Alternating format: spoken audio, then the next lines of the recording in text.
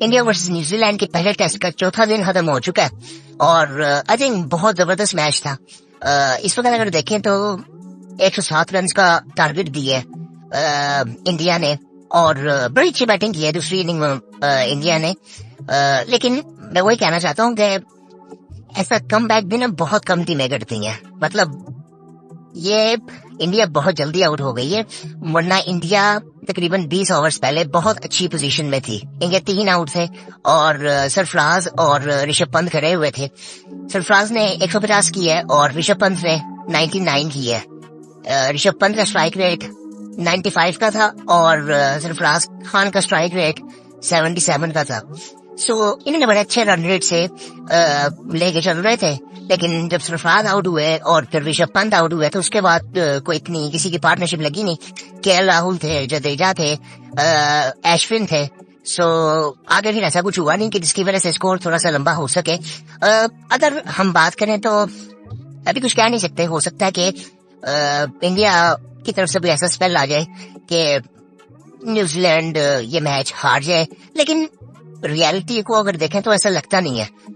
वो इसलिए भी क्योंकि सामने अगर कोई और टीम होती तो शायद कह सकते थे यहाँ पे न्यूजीलैंड है। बहुत ये मुझे लगता है कि ये एक ऐसी टीम है कि जो इंडिया को तंग भी करती है। और वैसे अगर इनको देखें तो मुझे लगता है कि ये बहुत आई थिंक स्मार्ट लोग हैं। ये इनके मुल्क में खेलते बहुत कम लोग हैं क्रिकेट, लेकिन ये लोग जो हैं ये बहुत स्मार्ट है। इनके लिए आई थिंक जो वर्ड यूज करना चाहिए वो मीसने। ये मीसने लोग हैं ये, और शरीफ गोरे हैं। शरीफ नहीं, मीसने गोरे हैं ये। सो आई थिंक बड़ा जबरदस्त मैच हुआ है आई थिंक। और इंडियन मीडिया पे अभी मैं देख रहा था कि वो आई थिंक जब इंडिया कुछ आई थिंक थोड़ा सा बुरा परफॉर्म करता है ना, तो वो इंडियन मीडिया वो उनके बिल्कुल आई थिंक जिस तरह से अल्फाज उनके बदलते हैं, सो वो मुझे समझ नहीं आती कई दफा कि वो कैसी बातें शुरू हो जाती हैं। लेकिन आई थिंक मुझे लगता है कि हमने भी इंडिया को देखा है और बड़ी अच्छी टीम है इंडिया। और जिस मैंने ये वाला कॉन्फिडेंस भी टीमों में देखा, उसकी मैं वजह आपको बताता हूँ। अभी जब आखिरी आधे घंटे मैच नहीं हुआ, उस टाइम पे जब बारिश हुई तो जिस तरह से रोहित शर्मा, विराट कोहली अंपायर से बात कर रहे थे, टीमों के कैप्टन करते ही नहीं है इस तरह से बातें। आपको बहुत कम प्लेयर्स ऐसे नजर आएंगे, कैप्टन ऐसे नजर आएंगे, प्लेयर्स ऐसे नजर आएंगे, सीनियर प्लेयर्स जो कि इतने कॉन्फिडेंस से आके बात करें अंपायर से, क्योंकि वो आधा घंटा बड़ा इंपॉर्टेंट था। इस वक्त जो बॉल था वो सीम स्विंग होना था। बुमराह ने 4 बॉलें की हैं सिर्फ न्यूजीलैंड को, तो वो सीम स्विंग जिस तरह का मिल रहा था आई थिंक वो चांस बन सकता था कि यहाँ पे 2-3 आउट हो सकते थे न्यूजीलैंड के। ओवरऑल अगर देखें तो पहले मैं आपको ज्यादा स्कोर कार्ड बताता हूँ। इंडिया ने पहली इनिंग में 46 की ऑल आउट हो गए थे जल्दी, और उसमें मैट हेनरी ने 5 आउट किए थे, टिम साउथी ने 1 आउट किया था, और इनके एक नए बॉलर आए हैं विलियम ओ'रोर्क, उन्होंने 4 आउट किए थे। और अब उनमें भी उनके पास भी एक सेशन था, क्योंकि उसके बाद बैटिंग बड़ी आसान हो गई थी वो उस सेशन के बाद। बाद में भी जब अब ये जो आखिरी 7 विकेटें गिरी हैं इंडिया की, उसमें भी ये हुआ था कि उनको नया बॉल मिला था। जैसे ही उनको नया बॉल मिला तो उन्होंने इनको पकड़ लिया, और वो जो लीड 200-250 तक शायद जा सकती थी वो 107 रन पे खत्म हो गई। और उसके बाद फिर न्यूजीलैंड की जो पहली इनिंग थी उसमें डेविन कॉनवे ने ऊपर से आगे 91 किए, विल यंग ने 33 किए, रचिन रविंद्र ने, इनके बारे में मैं शुरू में बात कर रहा था कि ये बहुत इंपॉर्टेंट प्लेयर है न्यूजीलैंड के, इन्होंने 134 किया, और इनके रन्स की बदौलत न्यूजीलैंड ने 402 रन कर लिए थे पहली इनिंग में। कि वो उस वक्त लग रहा था कि मैच बहुत दूर ले गया। तो बाद में आई थिंक इंडियन टीम ने जिस तरह से वापसी की है और बड़ी जबरदस्त उन्होंने बैटिंग की है दूसरी इनिंग में, आई थिंक वो बड़ा कोई इतना आसान नहीं होता कि वो प्रेशर 400 रन का वैसे ही होता है और आप पहले इनिंग में 40 पे आउट भी हुए हो, सो फिर आई थिंक कम बैक करना बड़ा मुश्किल होता है। लेकिन इन्होंने आई थिंक बड़ी अच्छी बैटिंग की, और इनकी एक पार्टनरशिप लगी थी टिम साउथी के साथ कि एक टाइम पे ऐसा लग रहा था कि ये 250 पे 350 पे आउट हो जाएंगे न्यूजीलैंड वाले भी, लेकिन वो टिम साउथी के साथ जो इनकी पार्टनरशिप लगी, उन्होंने भी काफी अच्छे स्ट्राइक रेट से बैटिंग की। टिम साउथी ने 90 के स्ट्राइक रेट से उन्होंने बैटिंग की, 4 छक्के लगाए, 5 चौके लगाए, और ऊपर से ये रचिन रविंद्र ने भी 85 के स्ट्राइक रेट से बैटिंग की, 134 किया, 157 बॉलों पे 4 छक्के 13 चौके लगाए। सो इसकी वजह से ना एक तो उन्होंने बैटिंग बहुत तेज की दोनों टीमों ने, क्योंकि पहले दिन मैच नहीं हुआ था, फिर दूसरे दिन मैच शुरू हुआ, फिर बारिश के चांस भी बहुत ज्यादा थे। अब फिर आखिरी पौने घंटे में बारिश हो गई थी, जो कि इंडिया चाहता था ना हो, क्योंकि ये टाइम इंडिया के लिए बड़ा इंपॉर्टेंट था। अब कल सुबह अगर मैच शुरू होता है तो धूप अगर थोड़ी सी निकली होगी तो वो पिच पे लगेगी तो बैटिंग आसान हो जाती है। अब कल कभी अगर मैच देखे तो 12-1 बजे तक है कि बारिश नहीं होगी, उसके बाद बारिश होगी। न्यूजीलैंड को सिर्फ आई थिंक 2-2.5 घंटे चाहिए। एक सेशन को चाहिए, वो एक सेशन उनको मिल गया तो वो उन्होंने मैच आराम से जीत के ले जाना है।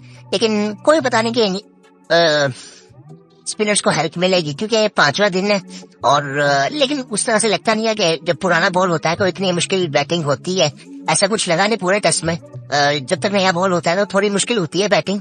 लेकिन आई थिंक मैं वही बात कर रहा था ना कि पीट गोरे है ना, इंग्लैंड, न्यूजीलैंड, ऑस्ट्रेलिया, इनको सेम स्विंग नहीं तंग करता, इनको स्पिनर्स तंग कर सकते हैं। बट आई थिंक ये उस तरह की कंडीशंस नहीं है अभी। सर्दी इधर बहुत ज्यादा है, सर्दी बहुत ज्यादा नहीं, मौसम बिल्कुल थोड़ा सा चेंज हो रहा है, तो वो बैंगलोर में मौसम ऐसा है इस वक्त। सो अब यहाँ पे सीएम स्विंग मिलेगा नए बॉल से, उसके बाद बैटिंग बड़ी आसान हो जाएगी। अब 2 स्पिनर तो है लेकिन स्कोर इतना कोई है नहीं। यहाँ पे अगर 150-200 होता तो फिर थोड़ा सा सोच सकते थे कि थोड़ा सा मार्जिन है इंडिया के पास, क्योंकि फिर अगर 150-200 में बात जाती है ना तो फिर हम कह सकते हैं कि शायद 2 सेशन पे गेम जाती है। अगर इजीली भी कोई जीतेगा तो वो 1.5-2 सेशन लेगा। यहाँ पे अभी 107 रन है, अब उनको सिर्फ 1 सेशन चाहिए, यानी कि अगर बहुत ही वो बुरे स्ट्राइक रेट से भी खेले, 3-4 के स्ट्राइक रेट से भी खेले, सो वो आई थिंक उनको 1 सेशन चाहिए, 2-3 घंटे, 25 आवर्स आप कह सकते हैं कि 25-30 आवर में वो आराम से चेज कर लेंगे। मुझे तो लगता है उससे भी पहले शायद कर ले, क्योंकि मुझे नहीं लग रहा कि इनको कोई मसला होगा सीएम स्विंग से। ये थोड़ा सा अगर इन्होंने सर्वाइव कर लिया और मुझे लगता है ऊपर से कौन में मारना शुरू कर देगा।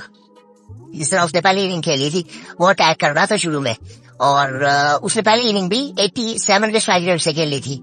सो ये बड़ी अच्छी चीज हुई है कि दोनों टीमों ने अच्छे स्ट्राइक रेट से खेली है। ये कुछ टीमें ऐसी हैं कि जो कि ना इंडिया की होगी, इवन न्यूजीलैंड की भी होगी, तो ये प्लेयर्स आप देखेंगे तो ये व्हाइट बॉल भी खेलते हैं, ये रेड बॉल भी खेलते हैं। इसमें आप देखें अगर तो टॉम लैथम ये व्हाइट बॉल भी खेलते हैं, कॉनवे व्हाइट बॉल भी खेलते हैं, विल यंग आई थिंक ये खेले हैं कुछ मैचेस लेकिन रेगुलर नहीं खेलते। सचिन, रविंद्र, इनको तो हम देख चुके हैं, ये तो हमें वर्ल्ड कप में भी याद होंगे कि इस तरह इन्होंने बैटिंग की थी। डैरल मिचेल खेलते हैं, टॉम ब्लेंडल खेलते हैं, ग्लेन फिलिप्स है, हेनरी है, साउथ, ये सारे खेलते हैं। इजाज पटेल जो है वो खेलते हैं सिर्फ ये, और ये विलियम डॉर्फ जो है इनके नए बॉलर हैं। तो ओवरऑल इनकी 90% टीम ऐसी है कि जो कि व्हाइट बॉल भी खेलती है, तो किसी भी स्ट्राइक रेट से बैटिंग कर सकते हैं। सो इंडिया की साइड देखे तो वो भी ऐसी है कि उनके भी बैट्समैन हर तरह के स्ट्राइक रेट से बैटिंग कर सकते हैं। और दूसरी इनिंग में 3 आउट किए जडेजा और कुलदीप यादव ने, अश्विन ने 1 आउट किया, मोहम्मद सिराज ने 2 आउट किए और बुमराह ने 1 आउट किया। सो यहाँ पे आपने देखा ना कि उन्होंने शुरू में नए बॉल से सर्वाइव किया, तो उसके बाद फिर बुमराह ने भी 1 ही विकेट ली, सिराज ने 2 आउट किए, स्पिनर्स ने 6 आउट किए, 7 आउट किए। सो ये यहाँ पे देखना पड़ेगा। अब इस वक्त अगर देखें कि 1 सेशन का मैच हो गया तो मुझे नहीं लगता कि इंडिया ये शायद बहुत मुश्किल बचा सके, क्योंकि बहुत एक्स्ट्राऑर्डिनरी स्पेल किसी की तरफ से आएगा तो फिर जाके कुछ होगा, वरना मुझे नहीं लगता कि ऐसा कुछ इंडिया बचा सकेगा ये मैच। पर इंडिया बहुत अरसे बाद ये मैच हारेगा। पिछले 11 साल से आई थिंक वो कोई मैच अपने होम ग्राउंड पे हारे नहीं है। और इंडिया की जो दूसरी इनिंग थी उसका जो स्कोर कार्ड है वो मैं आपको बता देता हूँ। जयसवाल और रोहित शर्मा ने ओपन किया था, रोहित शर्मा ने 52 किया तकरीबन 83 के स्ट्राइक रेट से, जयसवाल ने 35 किया 52 बॉलों पे तकरीबन 68 के स्ट्राइक रेट से, और विराट कोहली ने भी 70 किया। अब विराट कोहली का आउट हुए नहीं थे, अगर वो आज सुबह आते तो शायद इससे भी गेम बेहतर हो सकता था, क्योंकि कल वो आखिरी बॉल पे आउट हुए थे। इसी तरह आज आई थिंक 30 से पहले लास्ट बॉल पे ऋषभ पंत आउट हुए थे 99 पे। सो ये बड़ा आई थिंक बैट लग हुई इंडिया के साथ। और विराट कोहली ने 70 की है, उन्होंने भी तकरीबन अच्छे स्ट्राइक रेट से बैटिंग की, 70 के स्ट्राइक रेट से उन्होंने बैटिंग की। उसके बाद सरफराज खान ने बड़ी जबरदस्त बैटिंग की। इनके बारे में काफी बातचीत होती थी पहले कि यार इनको इंडियन टीम में होना चाहिए, और मैंने बहुत इंडियन मीडिया से इनका सुना था कि इनसे बेहतर प्लेयर नहीं है इंडिया में खेलने के लिए इंडिया के पास। सो अब ये टीम में आया है। इनके पहले भी आई थिंक बेहतर इनकी परफॉर्मेंस है, इनकी फर्स्ट क्लास में आई थिंक 70 की इनकी एवरेज है। जिसकी वजह से इनके बारे में बहुत बात की जाती थी। 1500 है उसमें, और ऋषभ पंत फिर 99 पे आउट हुए थे। वो भी लास्ट बॉल पे आउट हुए थे। ये बैड लक इंडिया के साथ हुई कि कल लास्ट बॉल पे विराट कोहली आउट हो गए और आज सेशन के लास्ट बॉल पे ऋषभ पंत आउट हो गए, क्योंकि ऋषभ पंत भी अच्छी 95 के स्ट्राइक रेट से बैटिंग कर रहे थे। और उसके बाद केएल राहुल आए, वो भी फिर जल्दी आउट हो गए। अब इन पे काफी बात कर रहे थे केएल राहुल पे, इंडियन मीडिया में बहुत बातें हो रही थी। लेकिन मुझे लगता है कि ये इनके साथ ना ज्यादती है। मतलब ये वाहिद बंदा, मतलब जनरली ये पाकिस्तान में देखने को पहले मिलता था। पाकिस्तान में जब रिसेंट टाइम में ऐसा होता नहीं, हालांकि हम जीत नहीं रहे, लेकिन फिर भी ऐसा होता नहीं है कि आप बैट्समैन को कभी ऊपर खिलाओ कभी नीचे खिलाओ। वो कंसिस्टेंसी जब से बाबर आए थे तब से मिल रही थी। इवन उससे भी पहले शायद सरफराज जब कैप्टन बने थे उसके बाद से, चैंपियन ट्रॉफी से हम कह सकते हैं, उसके बाद से हर बैट्समैन को एक कंसिस्टेंट मौका मिलता रहा है मेरे ख्याल से। और बाबर आजम भी जब से कैप्टन बने थे हमारी टीम ही तकरीबन एक रही थी। सो वो परफॉर्मेंसेस सबको मिलती रही है, परफॉर्मेंसेस सबकी आती रही है। ये इतनी अच्छी नहीं कहेंगे, लेकिन वो मौका सबको मिलता रहा है उस तरह से। लेकिन इंडिया में अगर बात करें तो पूरी टीम के साथ तो ठीक होता रहा, लेकिन ये एक वाहिद ऐसे प्लेयर है केएल राहुल, जो मुझे लगता है कि ये थोड़ी सी इनके साथ ज्यादती हो जाती है, शायद कॉम्बिनेशन की वजह से कि ये हर नंबर पे बैटिंग कर लेते हैं। फॉर एग्जाम्पल आज के जमाने में बात की जाती है कि बैट्समैन को ना फ्लेक्सिबल होना चाहिए। अब फ्लेक्सिबिलिटी जब बैट्समैन शो करता है ना, जिस तरह हमारे यहाँ पे ना मोहम्मद हारिस कहते हैं कि जी मैं तो किसी नंबर पे भी खेल लूंगा, इसी तरह केएल राहुल इंडियन टीम में कहते हैं कि मैं किसी भी नंबर पे खेल लूंगा।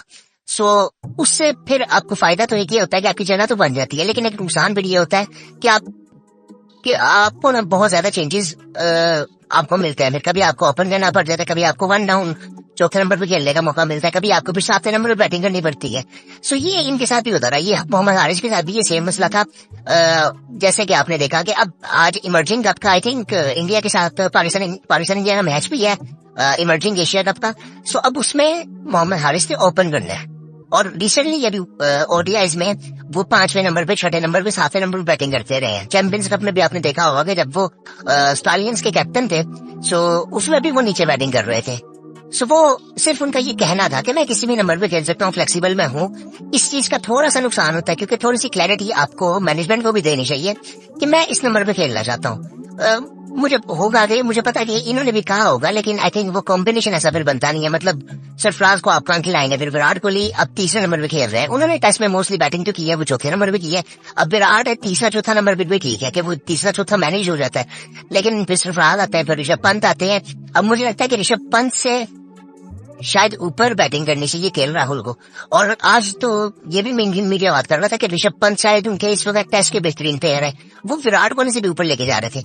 अब यहाँ पे ना ये चीजें देखने वाली है कि इंडियन मीडिया को भी आप साइड पे देने। अब आप अपने खुद प्लेयर्स को, जिनकी आप बात करते हैं कि इनका कंपैरिजन तो किसी के साथ है ही नहीं, आप नहीं कर सकते। ऋषभ पंत की इनिंग्स बहुत जबरदस्त है, वो जिस तरह इंजरी से पहले जो टेस्ट मैच जिस तरह से खेल रहा था बहुत जबरदस्त है। लेकिन यहाँ पे आप वही बातें कर रहे हैं जो आप लोगों को मना करते हैं कि कंपैरिजन विराट से, रोहित से कर ही नहीं सकते। मैं खुद मानता हूँ कि विराट ठीक है, वो एक अलग लेवल का प्लेयर है, लेकिन इनमें रोहित शर्मा में रहता हूँ बहुत जबरदस्त है। मुझे केएल राहुल बड़ा पसंद है। इसने जब साउथ अफ्रीका में शो किया था, जब इनकी पूरी टीम नहीं परफॉर्म करती थी, अभी ओवरसीज की बातें भी होती थी कि ओवरसीज में परफॉर्म करते हैं। सो ओवरसीज में भी इंडिया को जाके मसला होता है, लेकिन बहुत कम प्लेयर्स इनके ऐसे, इसमें विराट कोहली है, रोहित शर्मा भी करते हैं, लेकिन विराट कोहली मोस्टली ऐसे होते थे कि जो कि इनको ओवरसीज मैचेस जितवाते थे। उसमें ऋषभ पंत भी थे, पिछले कुछ सालों में रहे हैं, तो केएल राहुल भी रहे कि जो बाहर जाके स्कोर करते रहे। और सो आई थिंक मुझे लगता है कि ये इनकी टीम कॉम्बिनेशन बहुत जबरदस्त है। ये सिर्फ एक दिन पे बुरा मैच आया तो ये कुछ बातें ऐसी शुरू हो गई, लेकिन मुझे नहीं लगता कि इंडियन टीम पे कोई इतना फर्क पड़ा होगा। उनकी मैनेजमेंट मेंटली तौर पर और उनकी टीम भी मेंटली तौर पर बड़ी स्ट्रांग है। आई थिंक ये इस चीज में मेरा भी है बिलीव कि ये टीम बाकी पिछले कुछ टाइम में बहुत अच्छी हो चुकी है। इवन मुझे लगता था कि जब ये T20 की जो इनकी टीम से रिटायरमेंट ली थी जडेजा, विराट कोहली और रोहित शर्मा ने, खासकर रोहित शर्मा ने, सो मुझे लगा था कि शायद थोड़ा सा इनको मसला हो, लेकिन वो ट्रांजिशन इनके लिए स्मूथ ही था। अभी इनके मैचेस हुए हैं बांग्लादेश के साथ, लेकिन मैं देखूंगा, फिर भी देखना चाहूंगा मैं कि ये ओवरसीज जब T20 खेलते तब ये कैसे खेलेंगे, ये व्हाइट बॉल जब इनके बगैर खेलेंगे तब ये कैसे खेलेंगे, और जब टेस्ट मैचेस इनके बगैर खेलेंगे तब ये कैसे खेलेंगे। टीम तो इनकी बिल्कुल अच्छी होगी, बैट्समैन हम कह सकते हैं अच्छे होंगे। अभी इनके पास स्पिनर्स भी है, आने वाले टाइम में भी आप देखेंगे कुलदीप खेलेगा, अगर अश्विन और जडेजा नहीं होते तो कुलदीप होगा, और इसके अलावा अक्षर हो सकता है शायद।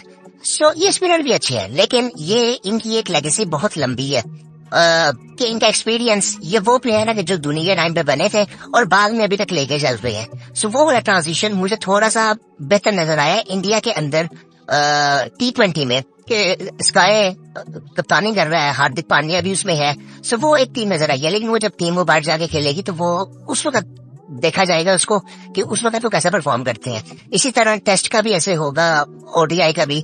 अभी जो फिलहाल ये खेल रहे हैं, मुझे वैसे था कि रोहित शर्मा को तो भी देने नहीं चाहिए थी वैसे रिटायरमेंट, आई थिंक वो खेल ही सकता था, लेकिन आई थिंक ये मेंटली तौर पर मे बी टायर्ड हो चुके हैं, क्योंकि इन्होंने बहुत जबरदस्त क्रिकेट खेली है पूरे करियर में और बहुत हाई लेवल पे जाके खेली है। इवन रोहित शर्मा का मैं कहता हूँ, मैं अभी देख रहा था इनकी ये इतने लोग मिच्योर हुए। इवन आप कुछ साल पहले जाए ना, जब ये प्रेस कॉन्फ्रेंस में मजाक बहुत ज्यादा करते थे रोहित शर्मा, मैंने पिछले कुछ सालों में देखा ये काफी मिच्योर हो गया है जब से ये कैप्टन इंडियन टीम के बने। इनमें जो मिच्योरिटी का इनका लेवल है, विराट कोहली की बात करते हैं ना कि जब उन्होंने ब्रेक लिया था 1 महीने का, उसके बाद वापस आया था तो वो मिच्योरिटी एक अलग लेवल की नजर आई थी। वो अवेयरनेस ऑफ लाइफ और गेम की अवेयरनेस वो एक अलग लेवल पे थी। इसी तरह मैं कहूंगा कि रोहित शर्मा में मुझे वो चीज नजर आई है कि वो उसकी प्रेस कॉन्फ्रेंस में देखें, उसकी जो बातें हैं वो बड़ी कैलकुलेटेड होती हैं कि उसको पता है उसको क्या बोलना है, क्या जवाब देना है, और फिर वो अपनी जो बातचीत करता है उसको जस्टिफाई भी करता है हर तरह से, और एक्सेप्ट भी करता है, रिस्पॉन्सिबिलिटी भी लेता है। सो ये सारी चीजें वो होती हैं। तो ये मेच्योरिटी इंडियन प्लेयर्स में जो अब नजर आ रही है, काश ये पाकिस्तानी प्लेयर्स में भी आती, क्योंकि हम उस तरह से ग्रो में नहीं हुए। हम बाबर की कप्तानी में हो सकते थे ग्रो, इवन सरफराज की कप्तानी में, बाबर की कप्तानी में मैं क्यों बात कर रहा हूँ, क्योंकि सबको बहुत कंसिस्टेंटली मौका मिला था। उसमें एक मसला ये था कि हमारी कंसिस्टेंसी जो थी, लेकिन ना आप कह सकते हैं कि हमारी बेंच स्ट्रेंथ नहीं बनी। वसीम जूनियर, मैं उसकी बार बार बात करता हूँ, मुझे वो बॉलर ऐसा लगता था कि वो उसको अगर ग्रोम प्रॉपरली किया जाता शायद अभी भी तो वो उसको हम बहुत बेहतर और अच्छी जगहों पे यूज कर सकते हैं। जिस तरह से हम शुएब अख्तर को देखते थे, मैं उस लेवल पे तो नहीं रहता कि उस लेवल पे हो जाएगा, लेकिन वो उसकी जो फिजिक थी, उसकी जो पेस थी उसके हाथ में, उसकी जिस्म में जो जान थी, वो लगता था कि शायद उस तरह से, लेकिन उसको आई थिंक उस तरह से कोई लेके चला नहीं। मैनेजमेंट को तो आई थिंक उससे तो बिल्कुल उम्मीद की नहीं जा सकती, लेकिन आई थिंक उसको एक लीडर की जरूरत थी जो कि नहीं हुआ। कुछ और प्लेयर्स हम कह सकते हैं, अभी रिसेंट एग्जांपल आती है हसनैन की। इसी तरह लेकिन इंडिया में ये चीज बड़ी अच्छी तरीके से ये ट्रांजिशंस आए कि जिस तरह विराट कोहली ने अपने नीचे कुछ प्लेयर्स बना दिए थे, आपने देखा होगा एश्विन उसके नीचे ग्रोम हुआ, रायना था, विराट कोहली था, आप कह सकते हैं रोहित शर्मा को आप देखें। सो वो ट्रांजिशंस जब हुए हैं ना कि वो बिल्कुल रेडी थे इंडियन टीम की कप्तानी के लिए। विराट जब बना था वो बिल्कुल रेडी था। अब उसकी वो भी कप्तानी के लिए कोई इतना फेमस नहीं है विराट, हालांकि उसकी टीम की परफॉर्मेंस उससे अच्छी रही है, लेकिन उसको ऐसे कैप्टन नहीं कोई देखता, लेकिन उसकी परफॉर्मेंसेज ऐसी थी। बाद में फिर रोहित शर्मा आया, सो वो वर्ल्ड कप काफी अर्से से जीते नहीं थे, फिर एक उन्होंने सेमीफाइनल खेला, फिर एक फाइनल जीता भी। तो फिर वो ट्रांजिशन जो आए हैं और जो उनको लीडर्स मिलते रहे हैं वो बिल्कुल रेडी थे। हमारा ऐसा हुआ नहीं, हमारे साथ हुआ ये कि सरफराज को पहले हटाया, पता नहीं क्यों हटाया था, मुझे समझ नहीं है। सरफराज को आई थिंक 2023 के वर्ल्ड कप तक लेके आना चाहिए था। फिर 2023 के वर्ल्ड कप में बाबर आजम बिल्कुल रेडी होता कि जिस तरह से कोहली रेडी था धोनी के बाद, उसके साथ फिर मोहम्मद रिजवान भी था। सो इस तरह ग्रोमिंग होती है। हमने उसको हटाया था उस वक्त 2019 में, फिर जबरदस्ती इसको बनाया, और आई थिंक इसका मैं कहना चाहूंगा कि इमरान खान साहब ने इस तरह से किया था और उनको नहीं करना चाहिए था। उनका एक कहना था ये जी सबसे बेस्ट बैट्समैन जो था उसको कैप्टन होना चाहिए। अब हर किसी में वो लीडरशिप वाली चीजें नहीं होती, ये बात भी समझने वाली चीज थी, बट आई थिंक वो अपने एक वो जोन में थे और उन्होंने वो चीजें कर दी। रमीज राणा साहब भी आए थे उस वक्त, सो खैर वो माने सब थे यार। रमीज राणा साहब थे उस वक्त जब वो कैप्टन बने थे, उसके बाद फिर रमीज राणा साहब भी आ गए, सो वो उनका एक अपना एक अलग किस्म का एक शुरू हो गया कि जी बाबर ये वो, और उस वक्त उन्होंने काफी चीजें अच्छी भी की थी, लेकिन आई थिंक जो बेंच स्ट्रेंथ हमने बनाई नहीं ना, वो उस वक्त हम बहुत कुछ कर सकते थे, जिसका नुकसान हमें बाद में हुआ। और फिर बाबर फिर पिछले 1-1.5 साल में जो चीजें हुई वो हम सब जानते हैं कि वो परफॉर्मेंसेस कैसे खराब हुई, पीसीबी की उसमें कितनी गलतियां थी, और अब कितने अरसे बाद जाके हम ये मैच जीते हैं। तो ये सारी चीजें आई थिंक देखने वाली हैं। सो इस टाइम पे ये मेच्योरिटी नजर आई थी इंडियन टीम में कि उनके ट्रांजिशंस बड़े जबरदस्त हुए थे। जब रोहित शर्मा बना था, इवन उनका जब कैप्टन चेंज होता है सो उनमें वो बच्चों वाली चीजें नहीं, हमारे यहाँ पे बुलाते नहीं एक दूसरे को। फिर वो ये हरकतें शुरू हो जाती है। प्रोफेशनलिज्म का तो नाम ही नहीं आता ना। हार्दिक पांड्या को देख ले, वो कितनी दफा कैप्टन बना इंडियन टीम का, भी 2-3 दफा उसने कैप्टनसी की। फिर बाद में रोहित आया, ये कितना स्मूथली उनका प्रोसेस चलता है। इवन अश्विन ने, मैंने एक उसका उन्हीं के चैनल पर सुना था कि उन्होंने कहा था कि यार हमारे मुल्क में कैप्टन बनता है ना, सो हम सबको पता होगा कि हमने उसकी रिस्पेक्ट करनी है, और वो कुछ सोच के बात कर रहा है। और उसकी सबसे बड़ी वजह क्या होती है, एक तो उसकी परफॉर्मेंसेज हाई है रोहित शर्मा की, जो कि बाबर आजम की भी थी। उसकी परफॉर्मेंसेज जो थी वो आई थिंक, मुझे नहीं लगता कि किसी प्लेयर्स की इतनी रेगुलरली रही है। लेकिन उसके बाद जो लीडरशिप वाली बात आती है ना, कि वो बाबर में शायद नहीं थी, जो कि रोहित शर्मा में नजर आती थी, क्योंकि उसने आईपीएल में इतनी कप्तानी की है जिस तरह से रिजवान की नजर आती रही है। अब रिजवान का भी काफी लोग बात करते हैं कि उसका भी यही इशू है कि उसको भी कैप्टन इस वजह से बनाया नहीं जाता कि वो अड़ियल है थोड़ा सा, वो अपनी बात मनवाता है। इवन बाबर भी यही करता था, बाबर ने भी कई जगहों पे स्टैंड लिया, लेकिन वो इसमें एक तो कसूर ये बाबर का अपना भी मैं कहूंगा, लेकिन इनकी जो पीआर एजेंसीज है ना, उसका काफी अहम रोल है। बहुत सी चीजें ऐसे प्रोपेगेंडाज होते रहे हैं एक दूसरे के खिलाफ, जो पॉलिटिक्स की जरूरत ही नहीं थी इस दौर में तो हमें, क्योंकि हम तो बड़ी जबरदस्त क्रिकेट खेल रहे थे। और इन चीज जब चीजें खराब हुई ना, स्पेशली जब वो पीसीबी के कुछ गलत फैसले थे, पीसीबी में कुछ चेंजेस जब आए, वो नरम सेठी साहब आए, उन्होंने एक्सेप्ट किया हाइब्रिड मॉडल को, वो वहां पे तो हम बिल्कुल ना कर सकते थे, ना करवाते एशिया कप। आपने जबरदस्ती एशिया कप करवाया, आपकी टीम डिस्टर्ब हो गई। उसके बाद फॉरेन वर्ल्ड कप में आपने जाना था, तो वर्ल्ड कप में आप फिर जलील हुए। फिर आपने आके बाबर को हटा दिया, फिर शाहीन को लाए, शाहीन को एक सीरीज खिलाई, फिर शाहीन को हटा दिया, फिर एकदम बाबर को ले। ऊपर से बाबर ने भी एक्सेप्ट कर ली, जो कि बाबर की आई थिंक करियर की सबसे बड़ी गलती थी, तो उसने कप्तानी दोबारा एक्सेप्ट की, और फिर अब उसने कप्तानी छोड़ दी है।